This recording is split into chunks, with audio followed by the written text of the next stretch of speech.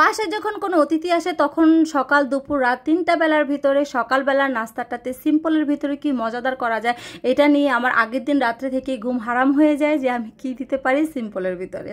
অন্যদিকে যখন প্রিয়জনরা আসে বা বাসায় কোনো অতিথি আসে রান্নাবান্না করতে গিয়ে ভুলবশত কোনো যদি একটা প্রবলেম হয়ে যায় সেটার জন্য সত্যি মনটা অনেক খারাপ হয়ে যায়, কারণ বাসায় যখন গেস্ট আসে আমরা কিন্তু অনেক যত্ন নিয়ে এবং ভালোবেসে রান্না করি।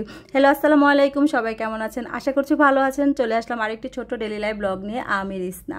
তো যাই হোক, যারা কম বেশি আমার ভিডিওটা দেখেছেন, আমার রেগুলার আপুরা তো সবাই জানে যে দুধ জাল দিয়েছিলাম পায়েস আর পুডিং করব। তো সেই দিন রাত্রেবেলা আসতে আসতে একটু অনেকটা দেরি হয়ে গেছিলো। আসার পরে তাড়াতাড়ি করে হচ্ছে পুডিং, দুধ যেহেতু জ্বালানোই ছিল তো অন্য চুলায় পুডিংটা দিয়ে দিয়েছিলাম, আর এই চুলায় হচ্ছে তাড়াতাড়ি রান্নাটা শেষ করার জন্য আমি চালটা দুধের ভিতরে দিয়ে দিয়েছি। তো আমি হচ্ছে মাঝে মাঝে যখন তাড়াহুড়া থাকে তখন এভাবে রান্নাটা করি, তবে স্বাদের কোনো চেঞ্জ হয় না, স্বাদ একই থাকে। কারণ আপনি এই পায়েসে যদি গুঁড়ো দুধ দেন, পরিমাণ মতো দুধের জালটা পরিমাণ ঠিক থাকে, তাহলে পায়েস এমনি মজা হয়। তো যাই হোক, এই তো আমি পুডিংটা বসিয়ে দিয়েছি। পুডিংটা বরাবর আপনারা যেভাবে করেন আমিও করি, তবে আমি সবসময় প্রেশার কুকারেই করি। তবে এবার আমার চেয়েছিলাম যেহেতু বাসায় গেস্ট আছে, বেশি পুডিং লাগবে, তো বড় হাঁড়িতে মানে বড় একটা বাটিতে দিয়েছিলাম। তো বাটিতে দিয়ে হচ্ছে আমার হতে অনেকটা সময় লেগেছিল। তো যাই হোক, কী প্রবলেম হয়েছিল সেটা আপনাদেরকে ভিডিওর মাঝামাঝিতে বলবো। তো দুই চুলায় দুটা বসানো, আর এই যে দেখেন সেদিন যে শুক্রবার আপনাদেরকে বলেছিলাম যে আমার ব্রয়লার মুরগিটা এত স্পেশাল করে রান্না করছি, রাতের বেলা আমার পাতিলে মাত্র 2 টুকরো মাংস ছিল, তাও একটা হাড্ডি ছিল।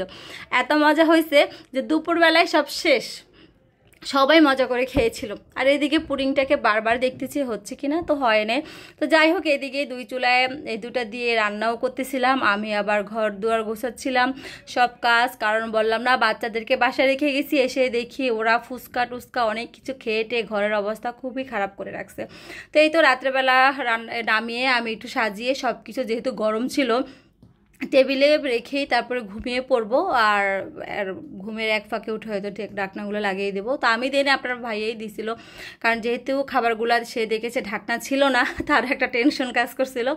এইদিকে হচ্ছে সকাল সকাল, এটা সকালের ভিডিও, ঘুম থেকে উঠি হচ্ছে আমার আম্মু, তারপরে আমার ভাইয়ের বউ চলে আসছে। তো বলতেছে যে তোর ভাইও আসতেছে, মানে আমার চাচাতো ভাই নাদিম ভাইয়া, তো ভাইও চলে আসতেছে, তুই মানে ওরা থাকবে না, চলে যাবে। তা হ্যাঁ, আমার তো একটা টেনশন, আমি ভাবছি ভাবি একদিন থাকবে, তো সেই জন্য আমি ভাবছি রাত্রেবেলা সব কিছু করবো। তো এইদিকে হচ্ছে আমি রোস্টের জন্য মুরগি মাংস যা যা রান্না করার সেটাও মানে সব বের করে রাখতেছি, করে এবার সকালবেলা নাস্তার দিকে চলে যাবো। অন্যদিকে আমার যে হেল্পিং হ্যান্ড, ও হচ্ছে ভোর 6:30টার দিকে চলে আসছে। এসে যেহেতু মানুষ বেশি বাসায়, সেক্ষেত্রে ওর রুটিটাও বেশি বানাতে হয়। তো এইদিকে হচ্ছে ও রুটি বানানো শেষ, আমি সবার জন্য একটা করে ডিম পোস্ট, আর যেহেতু পায়েস ছিল সেই পায়েস, তারপরে গরুর মাংস ভুনা, তো এইগুলো হচ্ছে দিলাম। আসলে সকালবেলা এটাই বললাম যে আবার দুপুরের রান্না বলেন, বিকেলের রান্না, সব কিছুতে তো লাগে না।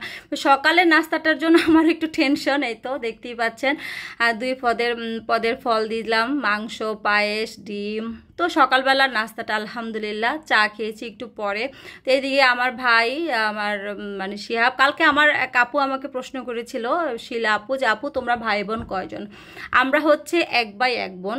আর যে ভাইয়ের বোর কথা বলতেছি ওনারা হচ্ছে আমার চাচাতো ভাই। কিন্তু আমরা যেহেতু একই বাড়িতে বড় হয়েছি, একই বাড়িতে যারা গ্রামের বাড়িতে বড় হয়েছে তারা কিন্তু চাচাতো ভাই, ফুফাতো ভাই বোন সবার সাথে মনে হয় নিজেরই রক্তের ভাই বোন। তো যাই হোক, এবার হচ্ছে কাণ্ডটা, এই পুডিংটা ঠান্ডা না হতেই আমি হচ্ছে বের করে ফেলছিলাম, আর এই দেখেন পুডিংয়ের অবস্থা। তো যাই হোক,